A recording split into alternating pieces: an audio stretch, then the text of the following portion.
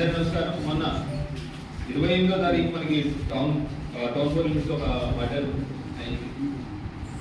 అది యాక్చువల్లీ మనకి కంప్లైంట్ వాళ్ళ కూతురు కొత్త మౌలిక అనే అమ్మాయి మనకి కంప్లైంట్ ఇచ్చింది. వాళ్ళ మదర్ చంద్రకళ ఈ అమ్మాయి బీడీలో చుట్టూ పనిచేస్తూ ఉంటుంది.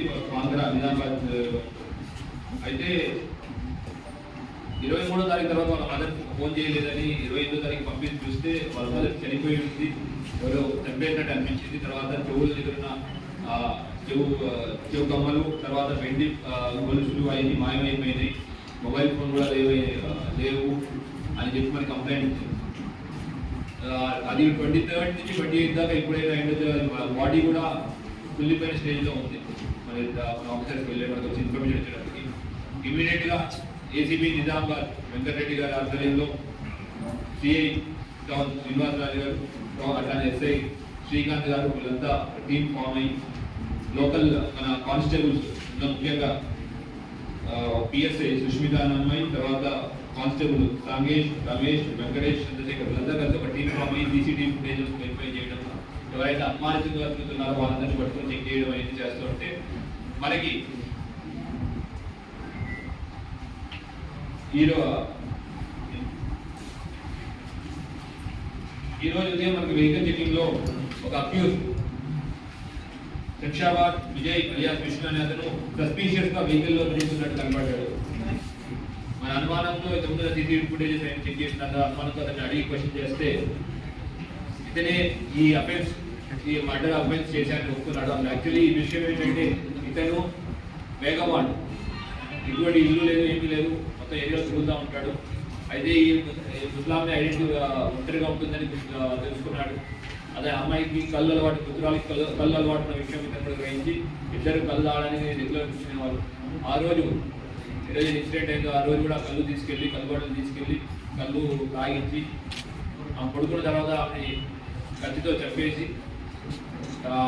చెవు దిద్దులు, తర్వాత కాళ్ళ పట్టీలు అవన్నీ దొంగతనం లాగేసింది, పారిపోయాడు.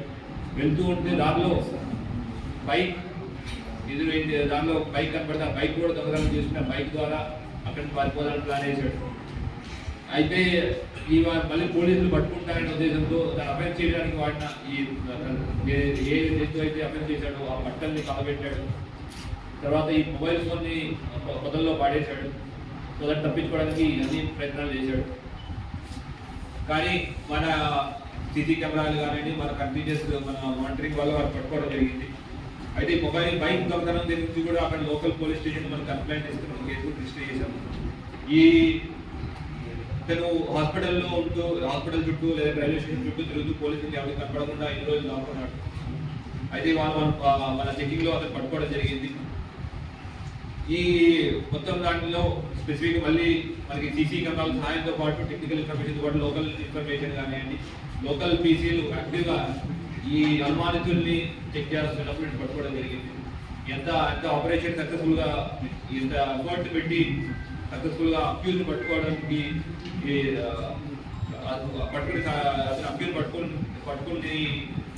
పట్టుకోవడంలో కష్టపడిన మన entire team led by ACB Nizamabad Venkatareddy గారు, అట్లా మన ఇన్స్పెక్టర్ శ్రీనివాసరాజు గారికి, ఎస్ఐ శ్రీకాంత్ గారికి, మళ్ళీ ఇందులో చాలా కష్టపడి అంతా వాళ్ళు పట్టుకోవడానికి శ్రమపడిన మన పీసీలు కీను పిఎస్ఐలకి అందరికీ మేము నిజామాబాద్ పోలీసు గారి నుంచి నేను అందరికీ అభినందిస్తున్నాను. అట్లనే వాళ్ళు కూడా రివార్డ్ ఇవ్వడం జరిగింది. అట్లానే మన మీడియా మిత్రుల ద్వారా అందరికీ ఒక విజ్ఞప్తి, సీసీ కెమెరాలు పెట్టుకుంటే సీసీ కెమెరాలు మనకి చాలా ఉపయోగపడతాయి. సీసీ కెమెరాలు అందరూ గుర్తించేంత వరకు పెట్టుకోవాల్సింది మేము విజ్ఞప్తి చేస్తున్నాం. అట్లానే అనుమానితమైన వ్యక్తులని ఎవరిని దగ్గర రానికండి. అనుమానితమైన వ్యక్తులు కొత్త వ్యక్తులు ఎందుకు వస్తున్నారని మనం చెప్పలేము. అటువంటి వాటికి మనం జాగ్రత్తగా ఉండాల్సిన కోరుకుంటున్నాం. మీ ఏరియాలో ఎవరైనా అనుమానిస్తున్న వ్యక్తులు ఎవరైనా తిరుగుతున్నా కానీ లేదంటే సంచరిస్తున్నటువంటి ఇన్ఫర్మేషన్ ఉన్నా కానీ మాకు ఇమీడియట్గా పోలీస్ వాళ్ళకి ఇన్ఫర్మేషన్ ఇవ్వాల్సిన కోరుకుంటున్నాం. Thank you.